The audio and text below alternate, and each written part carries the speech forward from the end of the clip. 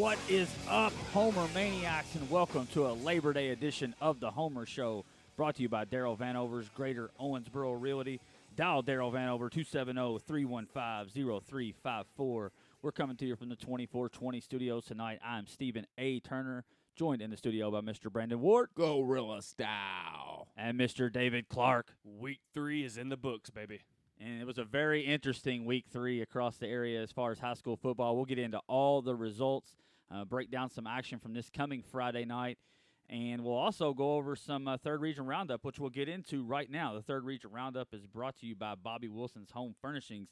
Now has two locations, 401 East 18th, 601 East 9th. And let's kick things off with a little bit of boys soccer. We haven't talked enough about it on the show this year thus far. The Davis County Panthers are sitting at 8-2. Lead the area as far as boys soccer goes, coming off 3 wins in the Indiana-Kentucky Challenge this past weekend.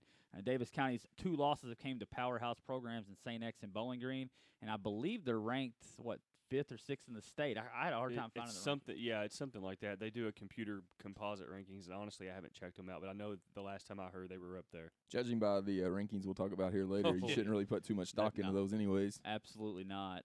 But, yes, Davis County is rolling. They actually had Bowling Green on the ropes. Bowling Green is the number 1 ranked team in the state. They led Bowling Green, I think, halfway through the contest. And 2-0. Bowling you Green. say Neil in soccer. 2-0 after and Bowling Green put 4, I think, on the board in the second half. So they kind of came from behind to beat Davis County. But Davis County is very strong, and we look forward to big things from them. Another team on the rise after starting 0-2, the Cameron O'Brien-led Owensboro Catholic Aces have now won 4 straight, and they're sitting at 4-2. So the Aces are a team to look out for in the 9th District as well.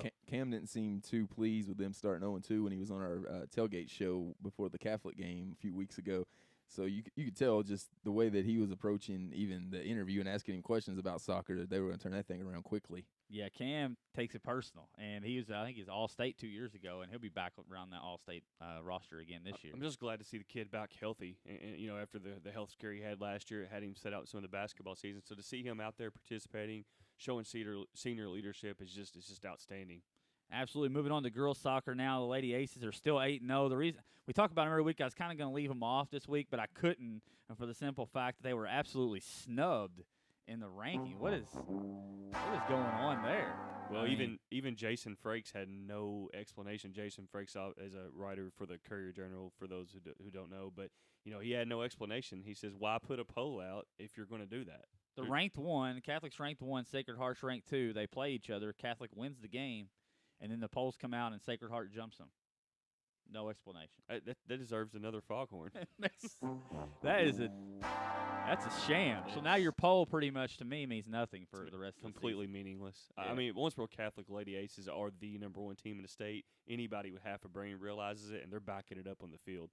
That's literally like having the Super Bowl, playing the game, and then crowning the new Super Bowl champion, the team that lost. Yeah, the So Seahawks. it doesn't matter that schedule. Marshawn Lynch didn't get the ball. They're the champs. It doesn't matter. That's crazy to me.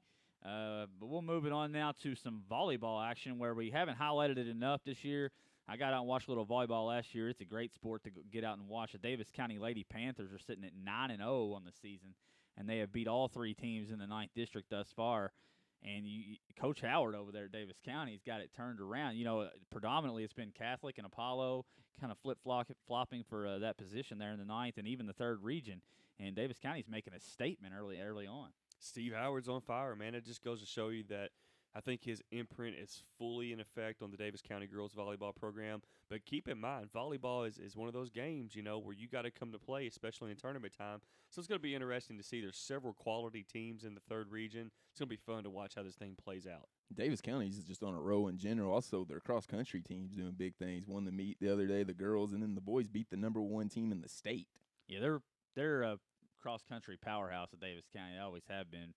Very strong in that department, and all their fall sports right now are off and rolling to great starts. You go over and you talk about some other volleyball teams. Meade County sitting at 12-1, off to a great start. We expect nothing less from the Waves down in Meade County. Lady Cougars down in Grayson County, 13-4. Apollo's 11-4, and Catholic at 5-2. So it's going to be a nice, fun 3rd region run to see who goes to state at this point. Solid. I mean, there's other teams. Even Owensboro's got a dangerous team. Sure. The record doesn't necessarily jump out at you, but they got some quality athletes on the team over there. So, hey, fun times in the volleyball court. Everybody definitely get out there. We would love to go. Unfortunately, wives, kids, jobs, and all that. We're going to get out there around district time, I guarantee it. Absolutely. And I think we're going to try to have some guests from Apollo on from the volleyball team on the tailgate this week. We're still working on putting some guests together, but I think we'll have some volleyball guests and maybe some Eagleette guests, national champs. Coming on the tailgate this week. I've been working on some things behind the scenes, so we're looking forward to that. But before we get into all that, let's go ahead and rewind it back to Friday night. Kick it off with our game of the week, as it was Owensboro 35, Catholic 28, in a game much closer than pretty much anyone we could find that would go on record predicting. OHS was led by Jaleel Barrett, and his returns of 57 and 65 yards. Barrett also added an interception. Landon Board, in relief of an injured TJ James, had 120 rushing yards on 17 carries, including 2 touchdowns. Zach Gross went 12 for 16, 132 yards, a touchdown and a pick. Jacoby Gardner added a touchdown reception. TJ James had a fourth-quarter interception to seal the win. On Owensboro Catholic side, RZ3, who was just getting chased everywhere and banged up the entire night, had 289 yards, 4 touchdowns. His favorite target was Luke Payne. He hauled in 7 for 91 yards and 2 touchdowns. John Mark Borman led the Aces defense with 16 tackles, a sack, a forced fumble. Borman also caught a touchdown in the first quarter, just doing it all.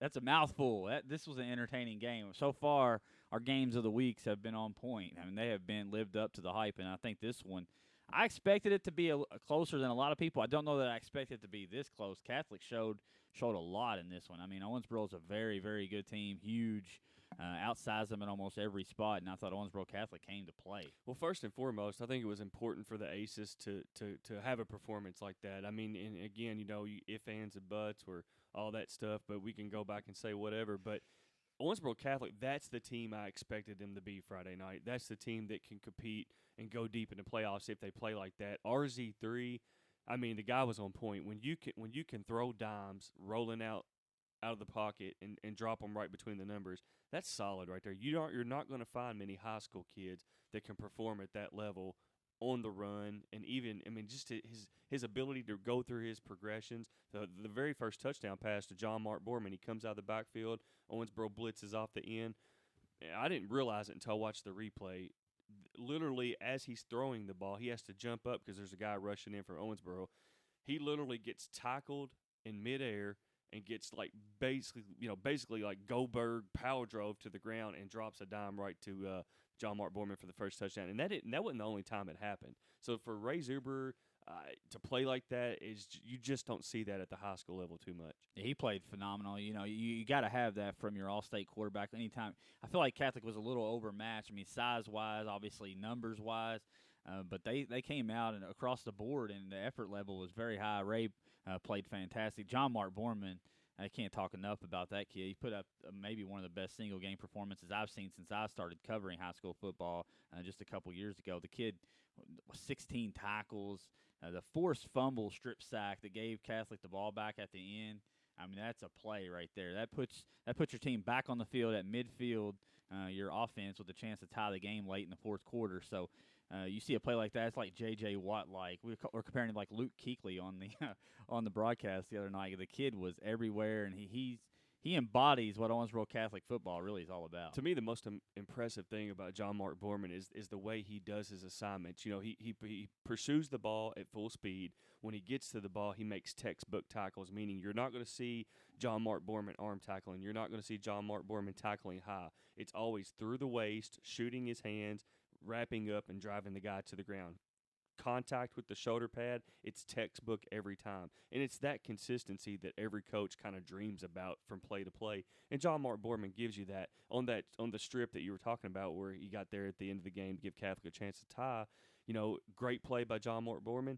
Also a lesson for Zach Gross not to carry the ball like a loaf of bread. Outside. And you talk about linebackers, you can't talk about them without talking about Nick Blair. The kid stepped in to Devereaux Reed's shoes, and that's some big shoes to fill, and he's feeling pretty well. I think he had 11 tackles, followed that up with 14, I think 16 the week before. I mean, the kid's putting up big tackle numbers as well. Owensboro Catholic's linebackers did a very good job in this game because I did not think they had a chance to stop Owensboro on the ground. Owensboro outsized them up front big time, and Owensboro Catholic linebackers were able to come up, fill those gaps, And you're talking about James and Board, two of the better running backs they're going to see all season, I'm sure. And they did a good – I'm not going to say they shut them down, but they held them in check. They didn't let it get away from them. And that'll be a perfect time to get to our St. Maximilian Kolbe Catholic Book and Gift Player of the Week. The Navy's garbage. Remember it.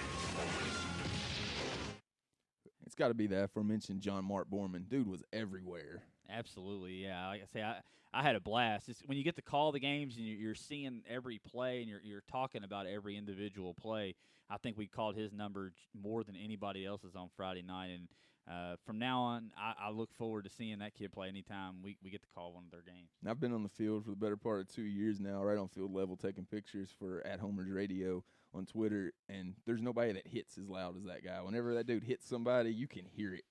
Another kid, before we get to OHS, we're going to talk about them too, I want to talk about Nolan Elder at the corner spot. I thought he had a great game as well. I called his number. He broke up a couple plays that could have gone for touchdowns. Ball may have been a little underthrown. That being said, Elder was still there to break up some big plays, and he impressed me a lot at the cornerback spot. So Catholic across the board, they've lost 2 in a row now. They've lost 2 city games. I know the fans are upset. I know the players are probably upset. If a Catholic fan's upset after Friday night, you got to stop going to the game. When you get that close, you want to win them. I don't care. But for that performance, I'm gonna be perfectly honest.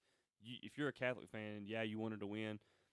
What more could you ask for? That team laid it all out on the line. They played as well as they could play, and they were outside of the quarterback position and maybe John Mark Borman at linebacker. Where else did they have really that much of an advantage? You could maybe Payne at tight end, but I mean, all across the line, Catholic did well. Special teams needs to be an area to address. It's cost them, I think, the game 2 weeks in a row. They have better special teams effort versus Davis County. I believe they win the game, and if they have a better special teams effort versus Owensboro, well, I mean, 2 special teams touchdowns. The final score was 7. So it is math. It is, but if your team can't cover an open space, you just got to kick the ball out of bounds. Sure. I mean, point blank. And I don't think they tried to kick it to Jaleel on the second one. It was just a heads-up play by Jaleel and the And it's man. okay. I mean, it's okay to kick the ball out of bounds. There's nothing wrong with that. No, especially when the guy's housing it for 65. Especially all right when there's Jaleel Barrett's on the other side. But Flip it over to Owensboro. Well, before we move on, though, I just don't want to hear about any Catholic fans being upset. Come on now. That was a great effort, and you should be proud of your kids. They're gonna improve off these losses better than they would had they gone 10-0 and think they didn't have anything. I believe that this is going to make them a better team come playoff I'm not even time. a Catholic fan, and I'm proud of them. Yeah, That was a heck of an effort. Great performance. It was an all-around great game. You flip it over to OHS, and they go down 14-0 out of the gate, and we're kind of wondering what's going on here. I thought they made some plays to get back in it, obviously led by Jaleel Barrett. I mean, the special teams touchdowns are huge. Defensively, I thought Barrett, jack of all trades is what I called him on Bluegrass Preps, and that's pretty much what he was in this one. Jaleel Barrett made you and Mr. Eddie Gillum sound really smart on the play-by-play we were doing on the MixLR app because Catholic's up 14, and both of you are saying I wouldn't be too sure about myself if I was Catholic right now because Owensboro can score quickly. And then you said I would look to Jaleel Barrett to do that for him, and then literally 5 minutes later it's 21-14 because of Jaleel Barrett. He's lightning quick. I mean, you give him a sliver of daylight, and it's housed. I mean, and that's exactly what. And that second touchdown that he caught, it wasn't intended to go to him. He made a terrific play to come up and catch the bouncing ball to make something out of nothing. Because if you think back to that point, it was a key moment in the game. Catholic had just drove down a nice little 3-minute drive right before half to gain the momentum back, tied at 21. They're trying to kick it away from Barrett. The ball bounce, right, and Barrett comes up and takes it down the sidelines, and he didn't need much, and he took it to the house. Very, very impressed with Barrett in this one. We saw at the state championship last year, the kid's a game breaker, and it's just transitioned over to this season. Yeah, the kid's 5'6", 5'7", but plays like the heart of a tiger. He's out there, and Owensboro. I mean, here's the thing with Owensboro. They have to just clean it up still. I think the play calling is still great. I think that all that. I think as far as from their perspective of the way they attack, I love it. It's just the penalties. How many face mask penalties did Owensboro get? The false starts. The obviously the 4 turnovers. I mean, I'll give credit for the one forced turnover from John Mark Boardman, but you can't come out and have 2 turnovers in the first quarter. We'll talk about later. If they do that this week, they're in trouble. Yeah. So they have to clean it up, continue to clean it up. I still kind of have some concerns about Zach Gross's hand. just because we've seen him in passing leagues, we've seen him in the first game. The kid's got an arm; he can get the ball down there, and right now he's having trouble. Yeah, A little underthrown. He just flat out missed a couple wide open touchdown passes that should have been easy throws. But I just wonder if because it's not his ability. I think I have no concerns about that. It's just his health, his hand. So defensively, hey, Tavian Bohr, let's get some credit there. I think third straight game in a row he's knocked somebody's helmet off. So their defense across the board. I was talking to Eddie about it during the broadcast. Just the Hellraisers. You call all their names across the board. They're very, very, very talented. Pro. Initially, I want to go. I don't know if they deserve that nickname because they gave up 28 points. Yeah. But how many times did the defense stand up? Catholic scored one touchdown in the second half. They lived in Owensboro's territory there in the first quarter, and I think Catholic only put up 14. They could have very easily put up 4 touchdowns. Yeah. Owensboro was able to hold that. Well, it was actually 7 at at the end of the first quarter. Catholic scores to begin the second quarter. So, yeah, Owensboro's defense, being put against the wall constantly, time after time after time, actually did a pretty good job overall. I believe they did as well. Talk about Visager and those guys up front. That's the first time I was able to see them. I've heard a lot about them. First time I've been able to see them. They're huge up front. I can't wait to watch them as the season goes on. I think of Zuber throwing the ball, 48 times, 40, however many times it was. He still had under 300 yards. It's not bad. That's pretty solid for a passing defense that I didn't think had been challenged. Obviously, they're talented. The corners out there do a great job. Barrett, Keyshawn, those guys do a great job out there. So we'll see. The true test is coming up this week. We'll get into it here in a minute. But congratulations to Owensboro on moving up today, voted number 1 in the 5A poll. So that's a big spot. I think it's a testament. I don't look at this team and say, well, congratulations, guys. I think it's more of a testament to the program they've built over the last few years, and it's kind of a reward. Hey, congrats, you're number 1 right now. But if they want to hang on to it, they're going to have to tighten it up.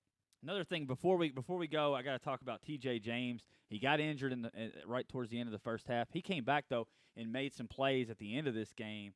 We could be talking a little differently if not. It'd be hard not to mention Weston Jacob has a ball in the back corner of the end zone where it looks like he's going to score. T.J. James comes over and breaks it up, makes a phenomenal play because I think that's a game-tying touchdown there. Again, another throw off the run. Sure, yeah, Zuber, yeah. Okay, Zuber is rolling left and throws it. Is he right-handed or is he a lefty? He's right-handed, I think. Either way, he's still on the run. Just to put that thing on a dime like that, it was a perfect back corner throw, no question about it. And TJ makes a play there, then 1 or 2 plays later, interception to end the game. So if Ray plays like that, though, Catholic's gonna have a chance against anybody. That's the way I always look at it.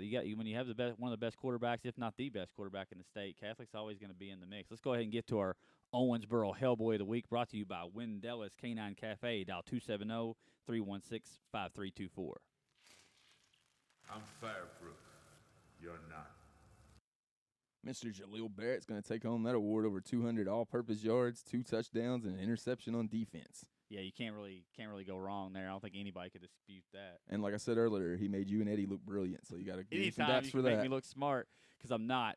And if you can make me look smart, we really do appreciate it. We'll move it on now and get to our next game, Davis County. Got Davis County 44, starting off 3-0. Warren East 15.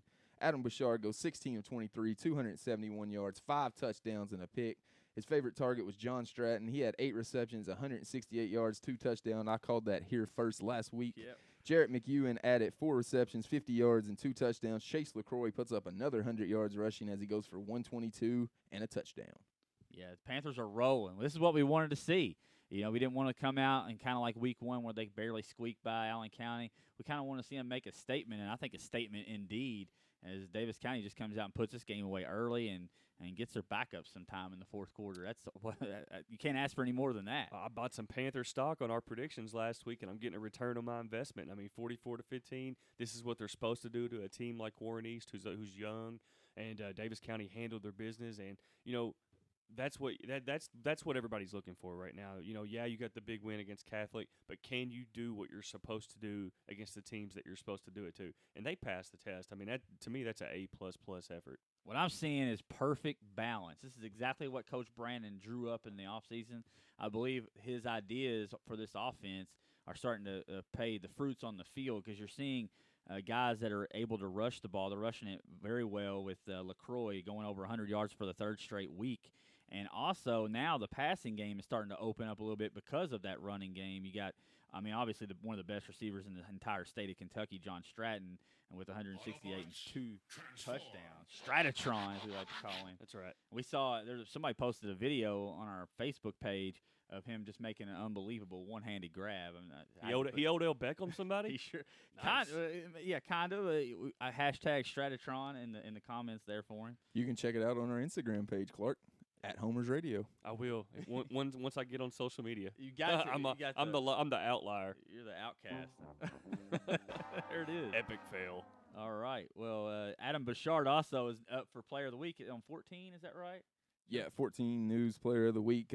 Voting lasts until the end of the night, so get out there and vote for him. Last time I checked, he was like 100 behind the first place vote, so get out there and vote. That's not far at all. Davis County fans can get that done. Adam Bouchard, Elite 11 hype coming into the season, starting to settle in and putting up big numbers, 5 touchdowns. And my thing is McEwen has gone from backup quarterback to another weapon. He's big, too. He's a real tall target. So you got Stratton and McEwen, who are tall, big wide receivers, mismatched for most smaller cornerbacks at a high school level, with LaCroix running the ball. Their line's playing well. Davis County is sneaky good, folks. Hey, we know about the offensive weapons. Let's talk about the Panther defense, baby. Only giving up 15 points. I mean, 7 of those, or 8. I think 8 of those coming up very late in the right. contest, Absolutely. So I mean, when you got a team that has that offensive explosion that can back it up with a little defensive prowess, hey, that sets you up for good things, big wins, and advancing in the playoffs. And that's what Coach Brandon's after. Big goals this year. No doubt about it. Let's go ahead and get to our Davis County Panthero of the Week, brought to you by Lifestyles Hair Design. Dial 270-685-1902.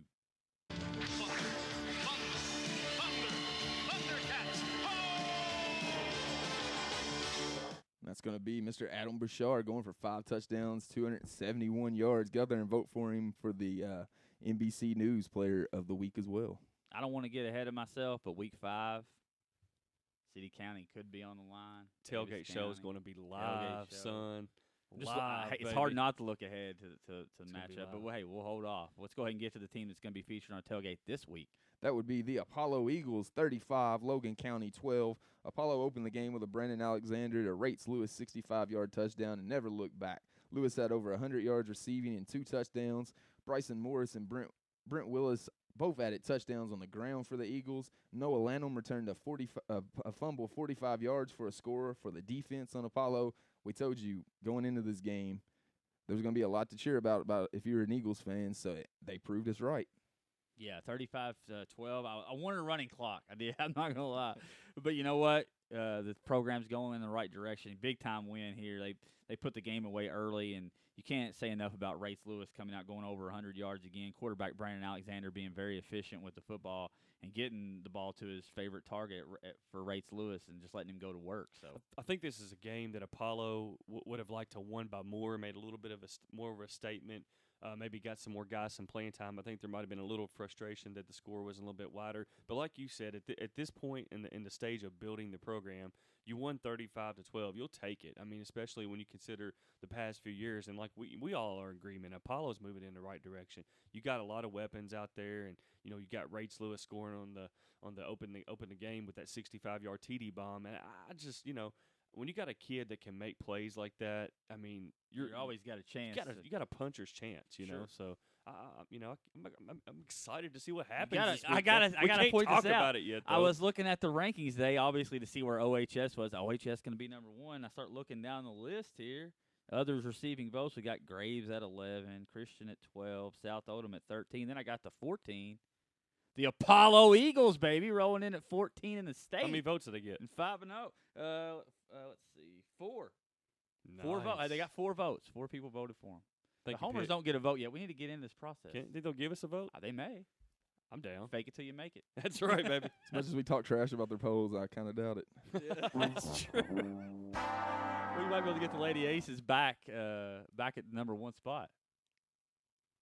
Let's go ahead. Dead air. Yeah. No. Everybody's just so befuddled by that that poll. But I'm proud of them. So technically, Apollo's the 14th ranked team in 5A. 5A, yeah. Solid. How about it? I mean, what? We'll see. That's why Steve was so quiet. He's still in shock. He is. That's right. I am. They're making me. They're.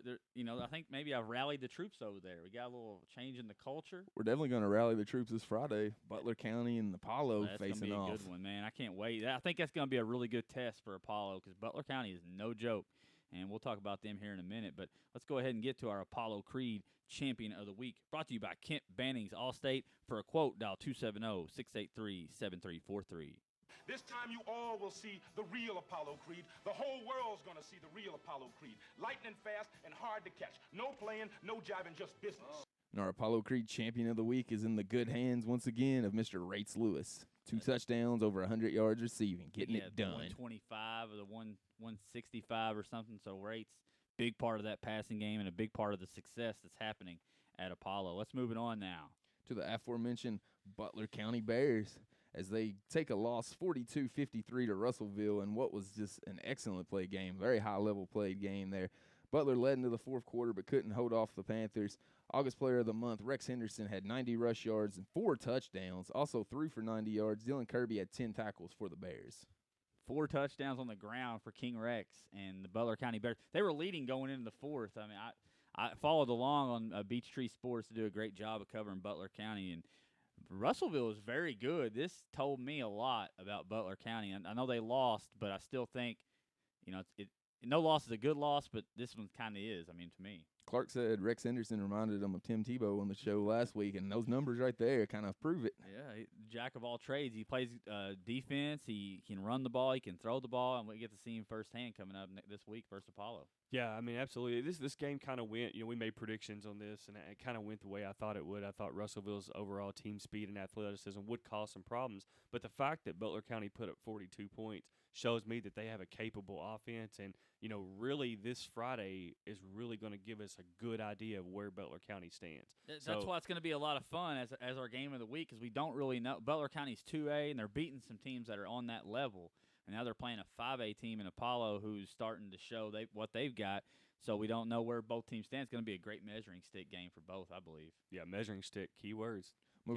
Moving on now to Mr. Josh Mackey's Muhlenberg Mustangs, 27, Hopkins Central 0, pitching the shutout in front of Mr. Mackey in his home debut there. Mustangs quarterback Hunter Combe accounted for 4 touchdowns, 2 passing, 2 rushing. Hunter was 7 of 20 for 142 through the air. Kobe Drake had a 92-yard fumble recovery touchdown and added 2 catches for 69 yards and a touchdown. Hunter Combs continues to be one of the more dynamic players in our region across the area. You see him showing up in the stat sheet big every week, kind of carrying that Mustang offense and defense. We got an awesome video on our Twitter page right now at Homer's Radio on Twitter where he eludes every defender on the Hopkins Central team and the referee to get him for like a 50-yard touchdown run. It was solid. I saw it. Yeah, he's kind of the jack. I wish that we was able to see him more. Because he seems like a player that is capable of putting a team on his back, but we just don't get to actually see the kid enough to really kind of talk about him and what he can do and whatnot. So big ups to Hunter Combs. And Muhlenberg, after losing their first game to Apollo's, bounced back nicely with 2 big wins, 2 shutout wins for the Mustangs. So the defense started to answer the call a little bit. Moving on now to Crittenton 31, the McLean County Cougars 8, as McLean struck first on a 31-yard touchdown run by Trevor Turley, but the Rockets scored the next 31 points to beat the Cougars. McLean had 231 yards on the ground, led by Turley's 87. Bryson Parker added 84 yards. I got to see Crittenden County last year. They're not bad. They're not a bad team. 3-0. Yeah, 3-0, and they beat some pretty solid teams to start. McLean obviously wants to keep it a little closer than this. I think when they get behind a couple scores, it's hard for McLean County because they're a run-oriented offense. When you're down 2 or 3 scores, you start having to resort to throwing the ball more than you'd like, and it gets you out of what you want to do. That's true, but this game started out with McLean County going ahead, and you look for that ball control offense to kind of take over, keep a team that likes to throw it around like Crittenden does off the field. But 31-8. It's just like I said, it's just another part of the building process for Coach Wagner. I think that I don't want to get into the talent level per se, but I think the program is in good hands, and he's going to continue to build on his ideas and thoughts for what they should do. And once he puts the pieces into place, maybe it's this year, maybe it's next year, maybe it's the year after. I don't know when. Yeah, it they're is, still in they're but in a transition from where they It is. graduated some skill players and they got some young guys. But when it happens, it's going to be a beautiful thing to watch. And Sure. they've had some success in the middle school the last couple of years, and I think maybe even this year. So just watch out in It's the future. starting to transition now. Watch it's just, out. Just a little bit of time. And speaking of a beautiful thing to watch for our friends north of the border, they were loving this one. Edmonson County 43, Grayson County 7. This might have been the shocker of the week for me. Somebody went to the dungeon and did not come back. That was almost a tap out. Edmonson County, Butler County just handled them. Do we got Undead Stu Hart as a character? Because something happened. That was something close we had on Displaced Diehards. Very close. But yeah, I mean, this makes me wonder how good Butler County is because they've hung in with Russellville, who's I think third ranked in 1A in the entire state. They right there with them. They destroy Edmonson County a week ago, and now Edmonson County destroys Grayson. So we're gonna find out. I want to keep it on Edmonson for a second. They beat the heck out of Caverna, and now they've got this one under their belt. So. Well, it's a shame because obviously we don't get to see Edmonton, so we don't get the eye test. We don't get a feel for what they do. But this score speaks loud enough for me. I mean, for them to go and do that to Grayson County team, who we know lost a lot of talent, but we also know is well coached. So that tells me that Edmonton County has got a nice little ball team this year. Yeah, Grayson County, you have to think they lost all their skill position guys, and they're still trying to put things together out there, especially offensively. You lose a Talon Gary, who was accounting for like 94% of your offense, and it's going to be hard. But 84% of your defense. They're gonna find their way over there. I have no doubt. We got to see them week 1, and I thought they had some talent on that squad. They're just younger guys that are trying to find their way. So we'll keep an eye on Grayson. They'll get it going in the right direction. Move it now to the Meade County Green Wave getting right. Hey, my name's Johnny Utah. As they pick up the 44-7 win over Brett County. It's been too long since I heard that sound. I'm glad it's back. Once it was divulged that the quarterback was named John this year again, we had to break it out. Johnny Utah and company. Gary Busey was in attendance on the sidelines for this one. That's right. Beat the heck out of Butler County. Butler County's Brett County. I'm sorry, has had a rough go to start the season 0-3, just kind of trying to find their way. Basketball season's trying to find their way to basketball season is right. what they're trying to find. Well, I like the I was kind of stalking Twitter the other day, and I noticed that Brett County has a football account. They're staying positive. They though. sure are. You know, I mean, I can relate that. My little youth team is 0-3 right now, and we are getting destroyed every week. So when you got a team that maybe doesn't maybe is a little low on the talent side, you got to accentuate all the fundamentals. You got to stay positive, and the most important things when you're getting killed every week, make sure that the kids are still having fun and enjoy playing the game of football. You don't want attitudes to get bad and everybody start turning on each other. So kudos to Brett County. That's what it seems like. Their Twitter account says that everybody's playing real hard and they're putting in a lot of effort. And on the other side, Meade County continues to roll. We'll keep an eye on that down there because they lost a lot of skill guys too, and they're predominantly a powerhouse. So I expect Meade to continue to get better as the season goes on too. And speaking of Clark's point, just look how quickly it's turned around for Ohio County. I mean, they went from losing 18 straight to now winning 3 in a row. 3 is a magic number. It is for the Eagles, as the Ohio County Eagles 13, Hancock 7. Overtime. In overtime, as the Eagles quarterback Heath Simmons connected with Nick Morris on a 10-yard touchdown in overtime to beat the Hornets. Hancock came up with a huge goal line stand at the 1-yard line to take the game into overtime. Ohio County was led by Simmons, who went 18 of 38, 328 yards, 2 touchdowns. Bryce Phillips added 222 total yards, 6 receptions for 147, 17 rushes for 75. Bob Eubanks credited Ohio County defender Jesse Brown with disrupting the game throughout. The Hornets' defense forced 8 Ohio County turnovers. Tristan Sutton had 47 yards rushing and a touchdown for Hancock County. Yeah, there's a very good article in the Messenger on this game. What's his name? The new guy, Joseph Russell. Joseph Russell, thank you. Does a great job for the Messenger Inquirer. Wrote a great article. I think it's good when the Messenger Inquirer can get out and cover a game like this with both teams with a lot of local interest. So props to that. I don't know if maybe we're getting people involved in the community. I hope that if that's spreading the spotlight, I hope that's what we're here for. So absolutely.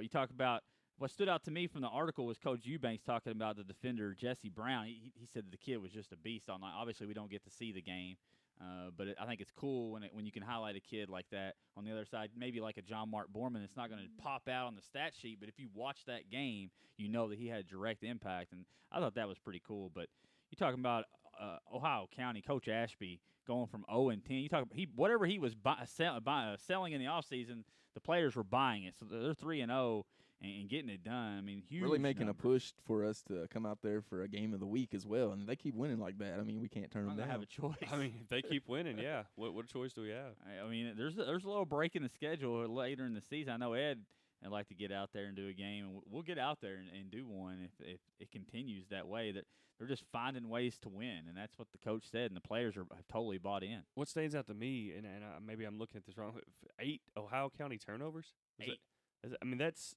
mind-boggling, and for Ohio County to still win the game is just, I think, a testament to what, like you said, what Coach Ashby's selling, and the fortitude of the kids and the attitude of the kids to say, you know what, we ain't gonna be the old Ohio County team. We're not gonna be that team anymore. We're gonna buckle down and we're gonna win this game. So kudos to OC, man, the Hartford Hustlers getting it done. Yeah, Heath Simmons, I mean, 328 yards passing? I mean, that turns your head a We- little bit. And then We saw it. We saw it in the passing league. You got to pass a lot when you have 8 turnovers. Sure, yeah, that's right. Well, Bryce Phelps adds 222 total yards. I mean, that's pretty solid. I mean, Ohio County's putting up some numbers. We haven't got to see this team with the pads on yet, or I haven't anyway. So, but I did see them in the passing league, and, when you pick off RZ3 and you can move the ball against Catholic and passing league, we saw that this team has some big receivers. Sure, they forced 4 turnovers of their own. This is a team with receivers that are like 6 foot, 6'1", and can get down the field and go up and get the ball and make a play in the air. Before we move on, I want to say Hancock County shouldn't hang their heads. They're still they're getting closer every week.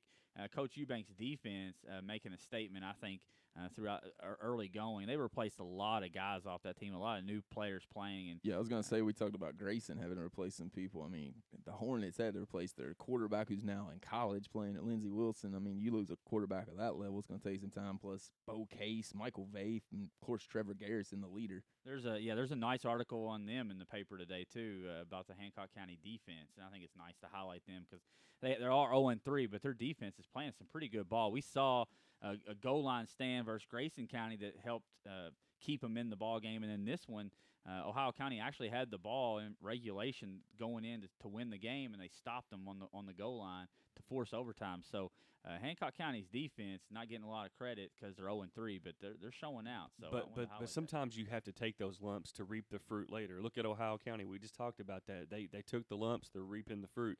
Hancock County, they'll take the lumps, but they'll reap the fruit down the road. A lot of underclassmen coming up for Hancock that's getting some playing time now. So we'll take a quick commercial break, but when we come back, we'll have a 3-point stance, David Clark's top 10, and we'll flash forward to Friday night and give you all of our predictions right here on Homer's Radio. Welcome back to the Homer Show Labor Day edition, right here on Homer's Radio. Speaking of Party Paper Place, it's my favorite commercial, the Andrew WK. Party Paper Place brings to you the 3-point stance. 3 is a magic number. Yes, it is. It's a magic number. First question: after seeing John Mark Borman's performance versus Owensboro, he's the best defensive player I've seen covering high school sports the last 2+ years for the Homers. Who's the best defensive player you've ever seen at a high school level? Yeah, I was going to go with John Mark Borman. I think the performance the other night turned my head enough to where I could say that I think he's my favorite player to watch.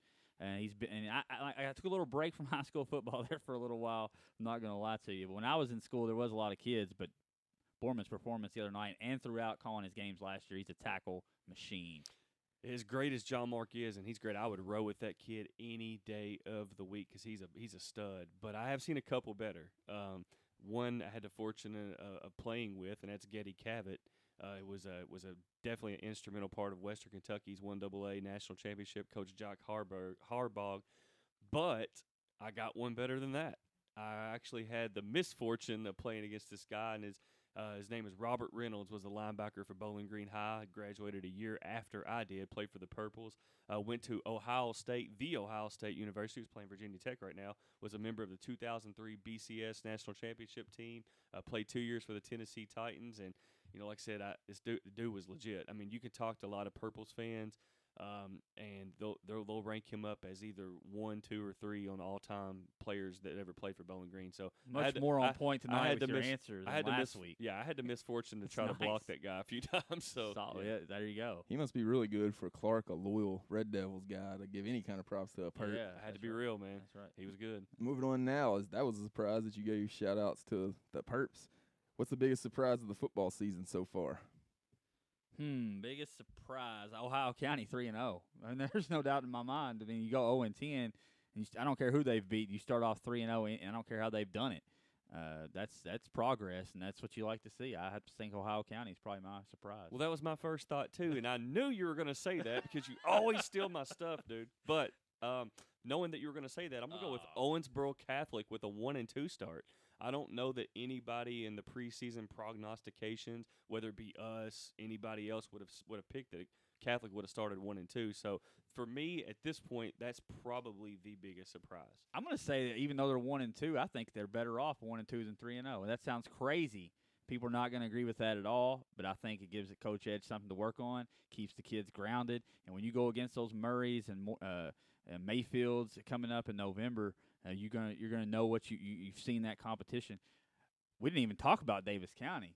Well, what it does to me, Davis County not so much because they have the weapons, but what it does for Coach Edge, to make your point about Owensboro Catholic, is it validates his teaching points now. When he tells you run a 5 and out and you don't cut off the 5 and out, you don't dip your hips and cut out on the route. If they're not doing that in practice or they're goofing off, now he has a teaching point. Say, guys, now look what happens when you don't pay attention. When you cut corners and don't do the small things right, you lose. So it validates everything that he says. It's right there now. Yeah, and Davis County is a surprise. I know the talent's there, but I know we all in the back of our minds seriously doubted it. And they're 3-0 right now, looking to extend. I think it's worth. that. Yeah, it's worth mentioning So, for yeah, sure. For sure. But yeah, I'm gonna stick with Ohio County.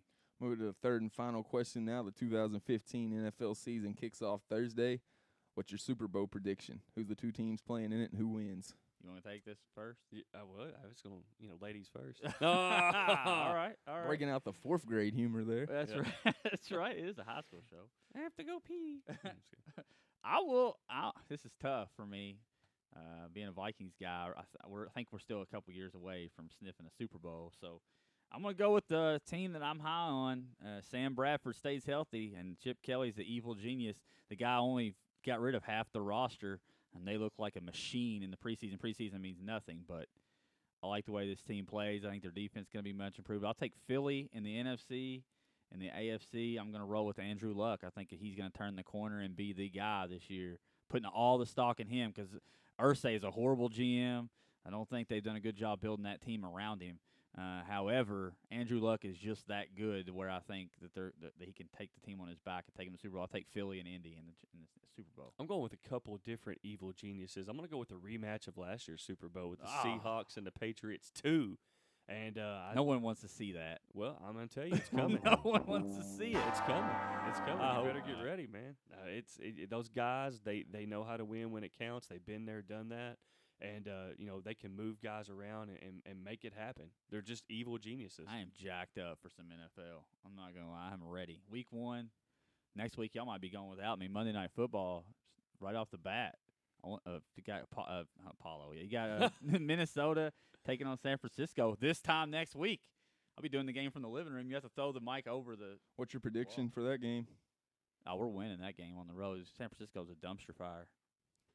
I agree. I'm not even keeping up with the NFL. Out of that what, much, but 22 starters, they lost 16 of them or something like that, and half of them retired, and it's just a mess. If we can't beat San Fran, it's going to be off to the wrong start. I don't care if it is on the road in prime time. You got to win that game. I'm definitely going with my Eagles versus the Vampires team. Yeah, for sure. Well, now that you've called San Francisco a dumpster fire, they're going to win now.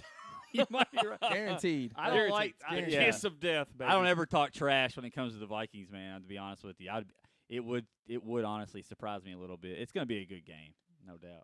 Vikings definitely going to break the top 10 of the NFL this year, but now it's time to see who's in the top 10 of the third region teams with Mr. David Clark's top 10.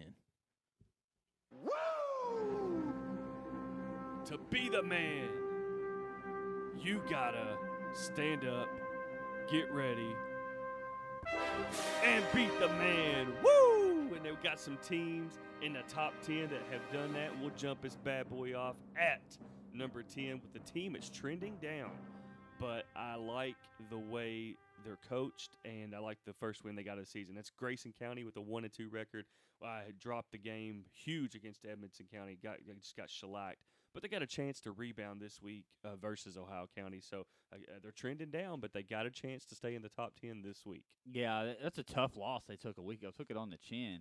I mean, Shelby County is one thing. Losing to Edmonton, a team who we saw kind of struggle against Butler. I don't know where Grayson County's at, but we're going to see they squeak in the top 10. Squeaked in. I mean, it was narrow, but I had to give them that week one benefit. You have to, you have to go back to that in the defeat of Hancock County. So no doubt.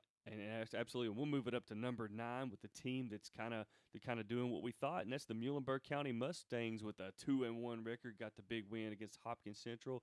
Huge showdown at McLean this week. Yeah, we got our buddy Josh Mackey over there doing the PA for McLean or Muhlenberg County. Excuse me. Their field is beautiful. He said the crowd's crazy.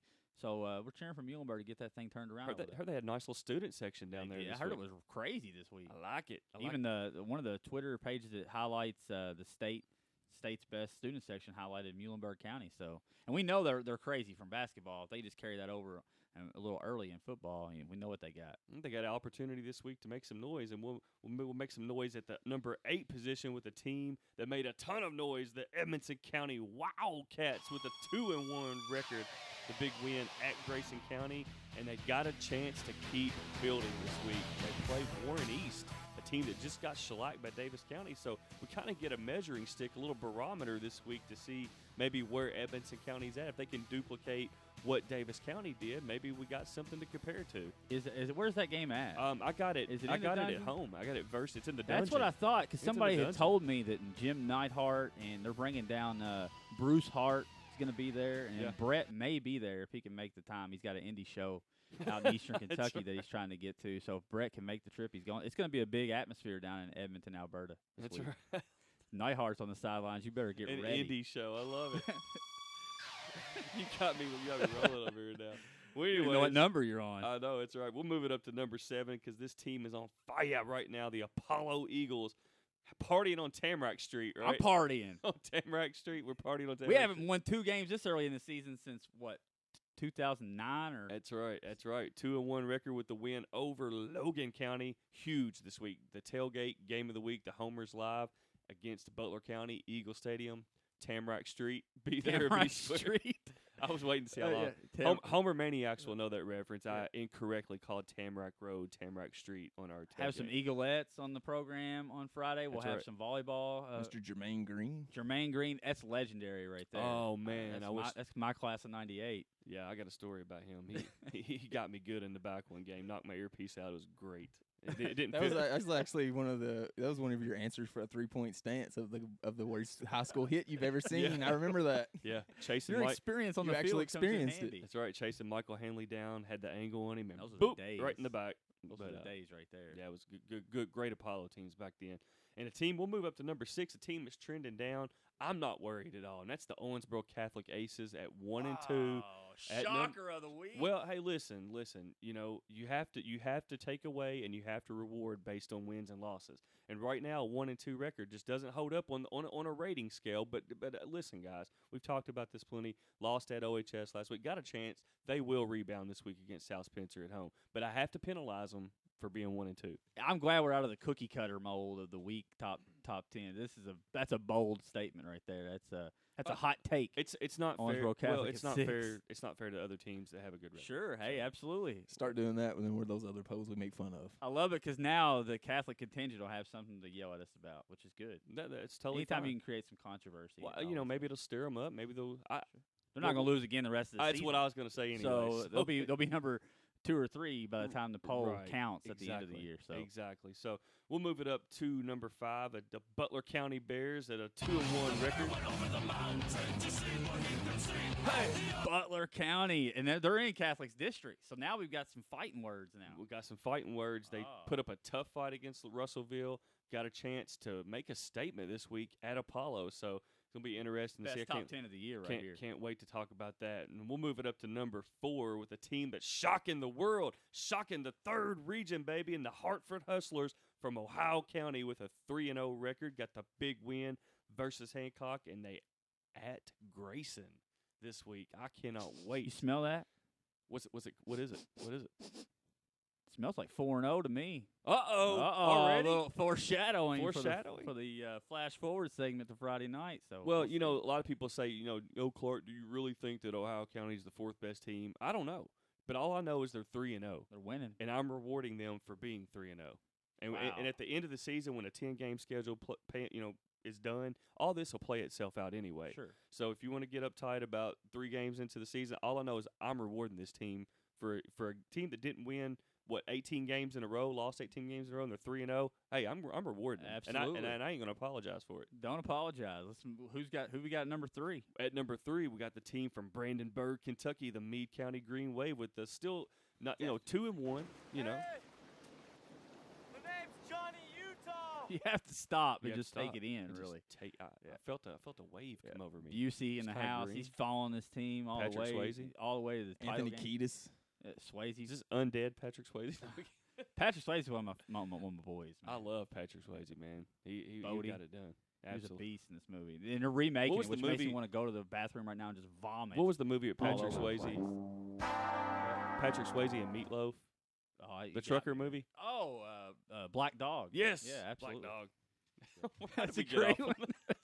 Random reference You of the day. can't remake Point Break, man. No. Stop production on No. it now. Or It at least should- change the name. Why try? That's ridiculous. It is They ridiculous. didn't even remake the movie. They just named it the Just named same. it that.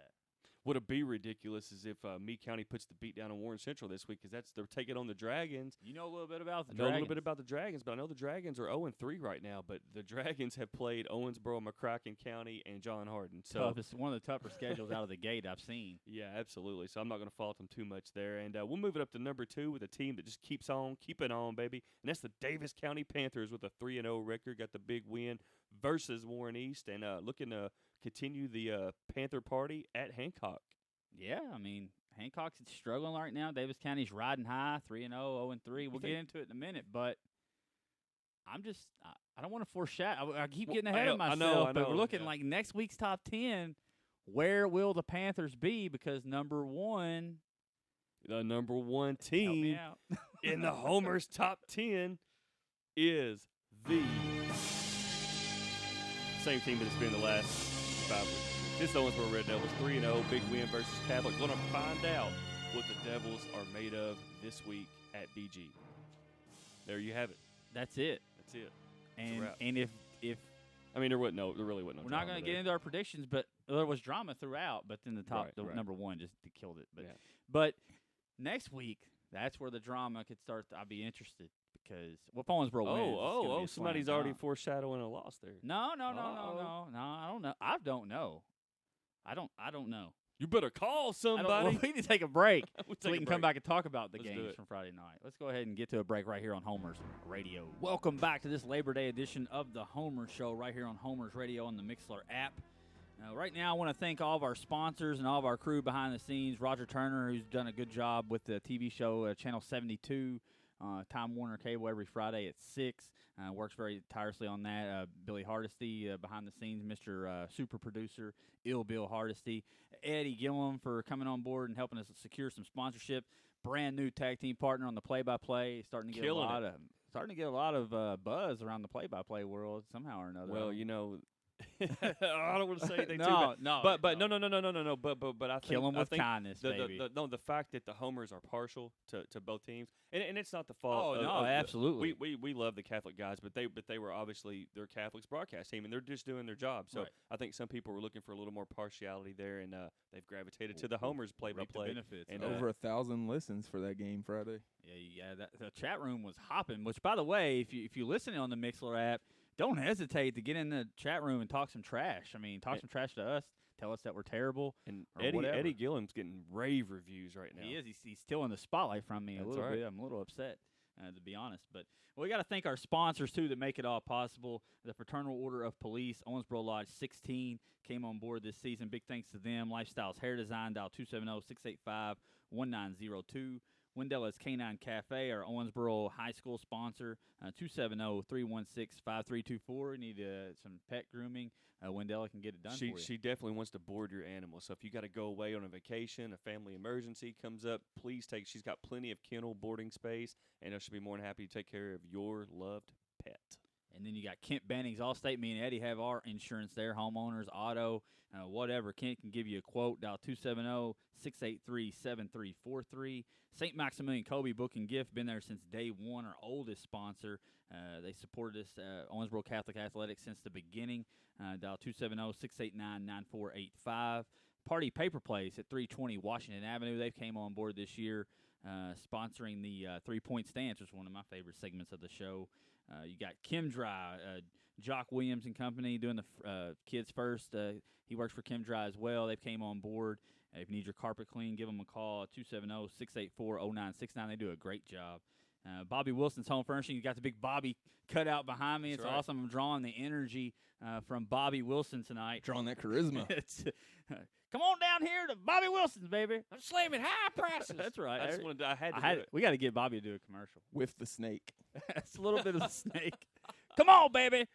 Let's get to it. Going on down to 401 East 18th or 601 East 9th. That's Kenny the Snake. I bought my couch. I bought my recliner there. Of course, I had to leave it up to somebody in my wheel now because I passed on. God bless you, Snake. We love you, Kenny the Snake Stabler. Only on Homer's Radio, That's baby. right. I love it. And then you got Osmo, who's doing the high school Heisman for us this year. Huge. I mean, we're getting a lot of looks at this trophy. It's an awesome trophy. And Rex Henderson's been nominated for – he's already in the mix. That trophy is quickly becoming a coveted item among high school athletes. Everybody that walks by the table is like, there it is. There it is. There's the trophy. Wonder who's gonna It's like win they it. whisper about it. I know. It's not even you can't even talk too It's a big loud because the secret. trophy may hear you. That's You right. know The what I mean? trophy. I don't want to jinx anything.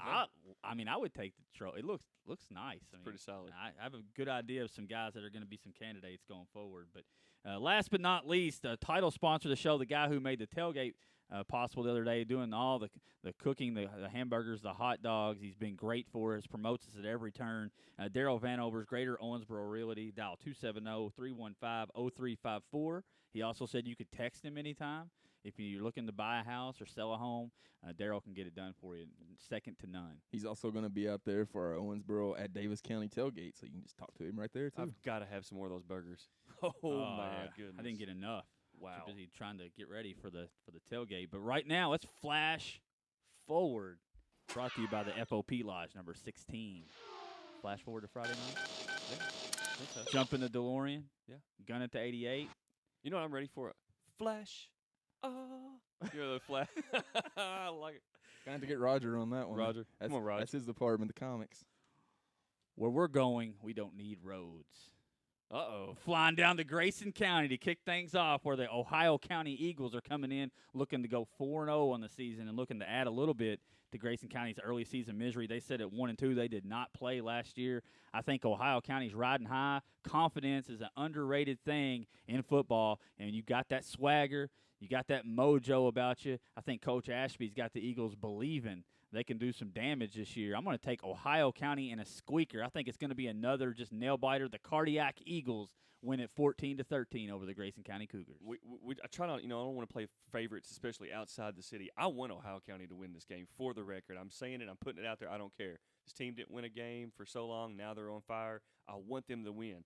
I just think at Grayson County, I think, you look at the common opponents, Hancock County. Grayson County was a little bit more dominant there.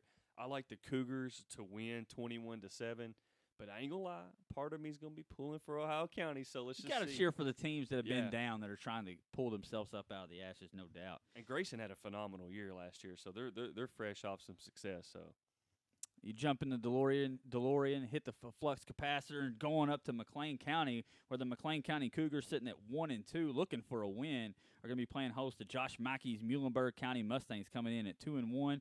McLean County got the big win over Muhlenberg last year, 21-12.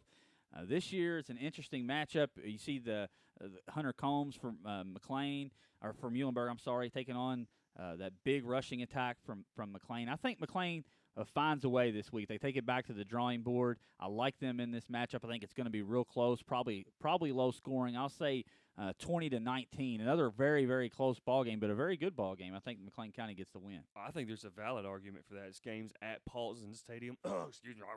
At Paulson Stadium in Calhoun. I mean, I think the joint's going to be jumping.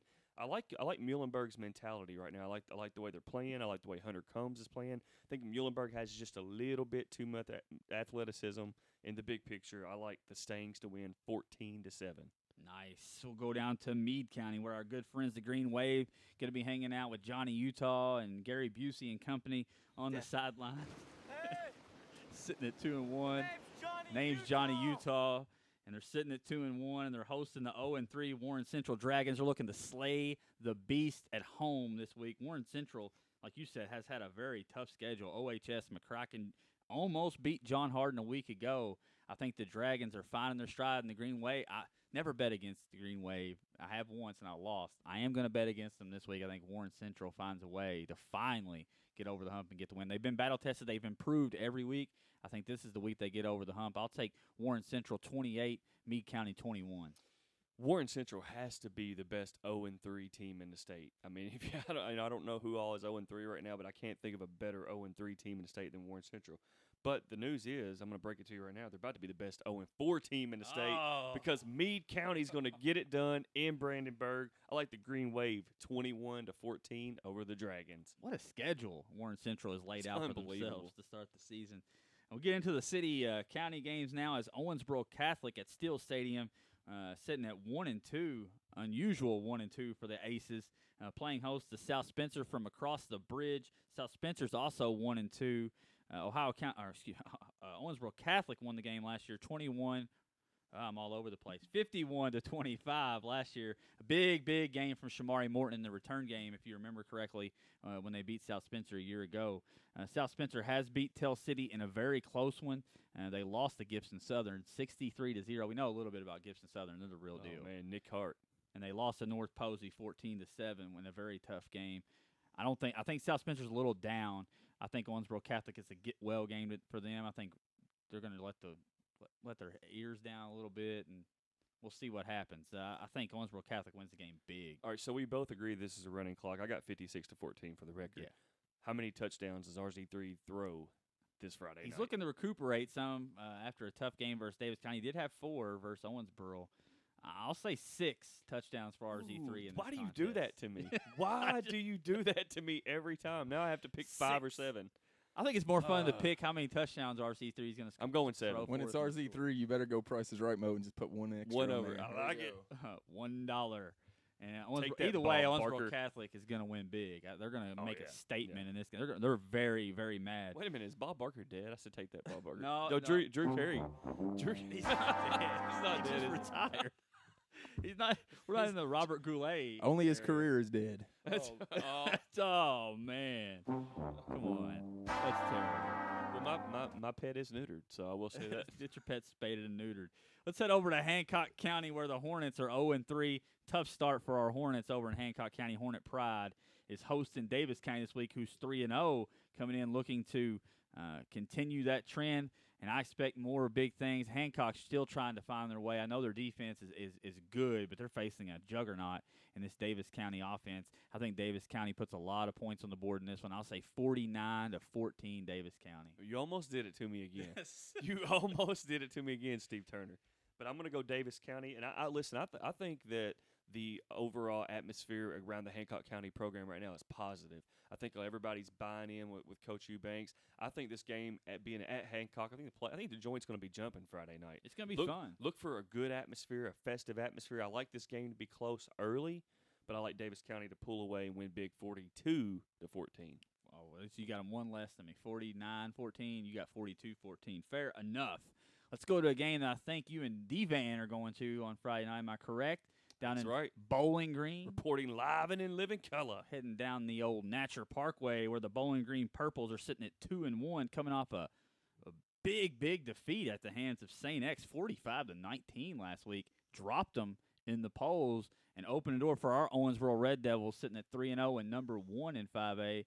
If St. X wasn't playing Mel wasn't playing Trinity this week, I believe this would be the biggest matchup in the state. Owensboro, Bowling Green doesn't get any bigger than this. Yeah, I mean, even although our tailgate game of the week is going to be at Butler County and Apollo, this game is definitely by far it has the most cachet. It's definitely the most talented, statewide interest and all that good things. But bottom line is I don't want to be Debbie Downer here, but if Owens and again, I'm not taking nothing away from Owensboro Catholic's effort. I highlighted it, I talked about it. But if Owensboro plays like they did Friday, they're going to get running clocked. Bottom line, and I hate to say that because I know a lot of people are going to say, well, you're not giving Owensboro Catholic any credit. No, I give Can't turn the ball over like that. No, you can't. And against a team that is as talented as Bowling Green, you're going to have Jamel Carruthers, you're going to have D'Angelo Wilson at wide receiver. Those guys are fast, especially Carruthers. I mean, Backers got to be ready. Carruthers is the best running back in the state of Kentucky. I mean, bar none. The kid can fly. So I hate to say this, but I think Owensboro is going to improve as the season goes along. They're going to cut out, but where they are as a team right now, I think they go on the road and they lose 42-21. 42-21. You think so? Well, you just can't make. I don't know about Bowling Listen, Green. it's not a talent discrepancy. I want to be clear here. How good's St. X? St. X is back. They're back. They're back. Back. I'm telling you right now, they're back. And but Bowling Green. That's a big loss. Listen, 45-19. The old Bowling Green from a few years past would not have lost this game 45-19. I think what your average high school fan around here, that obviously senior high fans, Owensboro fans know this because we play them all the time. But if you're not a senior high fan, you don't go to a lot of OHS games, and you're just the average fan around here, you don't understand that level. That level of play that when you play against a Bowling Green, when you play against a Highlands, it is exponentially high. It's something that you just don't see around here. I mean, you just don't. And you see a little bit of it with Catholic in terms of execution, but think Catholic execution-wise and then think the talent times two. The numbers times two as well. Yeah, or three. Yeah, but literally, I mean, they're a 4A, 5A school, Sure. and Catholic's a 2A school, Sure. so it kind of reasons to make sense. So Owensboro cannot play the way that they've been playing the first three games and expect to go down. I've gone back and forth. On this Now game. let me say this: can they? Sure, absolutely. Bowling Green. I mean, Owensboro has the athletes and the overall team talent to give Bowling Green fits, especially on the line of scrimmage. I think there's one decided advantage Owensboro's going to have in this game. It's on the offensive and defensive lines. But mistakes, penalties, turnovers, they're going to get you killed against Bowling Green. And that's what happened against St. X last week. Bowling Green is St. X. Bowling Green turns the ball over. St. X makes them pay. I think it's going to be a lot closer than what you have. I think we're looking at a one-score game either way. Either team wins it. I think Bowling Green being at home makes me lean towards the Purples, but this show's called the Homers for a reason, baby. We got to roll. It's time to break the streak. And I'm going with the Hellraisers to make a statement. I think they can slow the Carruthers kid down. And Landon Board, this kid is underrated. He's about to make a name for himself this week. He's about and TJ always needs to carry the ball. There's no doubt about that. TJ James needs to rush the ball. But what's happening here is it's giving you another viable option at running back, so where you can let TJ just play a little bit more defense and stay fresh. Find a way to get them on the field together. Well, and stay fresh. Landon Board's playing running back in the second half against Catholic. TJ James has enough juice in the legs to jump that underneath route and pick it off to seal the deal. I like Owensboro. I like Owensboro by a score. I think it's 28-21. I think the defense comes up. Man, there's defensive kids all over the field with abundance of talent for Owensboro. We haven't talked about special teams either. Just ask Catholic about Owensboro special teams. That can be a game changer as well. Yeah, that was an area that I highlighted in the pregame of the Owensboro Catholic game as an area I thought Catholic could stay even with them, and Jalil Barrett proved me wrong, and that ended up being the deciding factor. Barrett's another kid. I like Owensboro. Talent across the board. Zach Gross just manage the mistakes. We'll see how his hand is. I like the running game, and I like them able to slow Carruthers down. 28-21 Owensboro going with the upset for the Devils. Let's go ahead and get to our game of the week. The Homer's Tailgate Show will be at Apollo, where the Apollo Eagles are 2-1 for the first time in a long time. And there's a celebration over on Tamarack Street for the Apollo Eagles as they're playing host to the Butler County Bears, sitting at 2-1. Our player of the month for August, Rex Henderson, will be in the house. The Eaglettes will be in the house. Jermaine Green will be in the house. Volleyball team will be in the house. We're looking to do big things. This is a game I'm excited about because I don't know how it's going to play out. I really don't. I think Henderson and company have the advantage because he is probably the biggest playmaker in the game. I think Rates Lewis would probably take exception to that. However, the ball goes through Rex every single snap. Rates isn't a quarterback. That's right, and that's the difference. So Rex has the ball in his hands every snap. So You want me to give mine? give it. Go ahead. Go I'll go first since you are Mr. going overtime. Apollo Eagle. We're in overtime. We're in overtime, baby. Butler County at Apollo. This is tough. I mean, I'm not going to lie to you. To me, this is almost a flip a coin thing. I like Apollo's mentality. I like Rex Henderson. I like what Butler County did against Russellville. I'm going with the homestanding Eagles to get the big win, 35-34 on a missed extra point. Nice. That would fit right in line with the kind of games that me and Eddie's been able to call. We've been blessed to call some. I called some stinkers last year. Yeah. I'm talking 74-8. There's some bad ones, but this year I've been on the good side of it, and I think this is going to be another good one. I think Apollo's defense much improved, conditioning much better under Coach Matthews. I think they'll hang in. I think it's going to be close, but I'm going to have to roll with Rex Henderson. I think the way they beat Edmondson and the way Edmondson beat Grayson, I've seen Grayson. I don't know. I think Butler County is able to pull out a win. I'll say Butler County 35, Apollo 27 final score. One thing I noticed last year when I was watching some huddle highlights is Butler County had a lot of problems with Shamari Morton against Owensboro Catholic. Rates Lewis is that same type of player who's dynamic in open space, and if they can just find a way to get Rates the ball in open space, get creative with it. Watch Get him, out. Bring him out of the backfield. Bring him on that little in motion like Owensboro does Barrett. The read option. I'm going to make a wild guess here, but I'm going to guess that Rates is probably going to be the fastest kid on the field. You're Friday probably night. correct. And he's been our Eagle of the Week 2 weeks in a row. We'll see if he can represent. I think it's going to be close. The game could go either way. It may come down to the offensive line being able to open up posts for Bryson Morris to take some pressure off of Rates. Sure, I can't wait. I haven't got to see Apollo this year. Usually by now I've already seen a game or two of them. So I can't wait to get over to my alma mater and cheer on the Eagles. So I'm going to be the homer. I'm sorry, but I'm a big Butler County guy too. But I'll call the game right down the middle. But in the back of my mind, go Eagles. Yeah, you've done a good job. I won't be biased. We'll still get some listeners from Butler County. I want to remind you can go to homersradio.com for shows, polls, picks, and more. Follow at Homers Radio on Twitter and Instagram. Find us on Facebook. Just search Homers Show. Every Friday at 6 p.m. Listen to our live pregame, pre-show, and then play-by-play of the game of the week starting at 6 p.m. on the MixLR app. You can find it in your app store on any phone or computer. And watch Homers TV every Wednesday, Thursday, and Friday, 6 p.m., Channel 72 on Time Warner Cable. Gorilla style.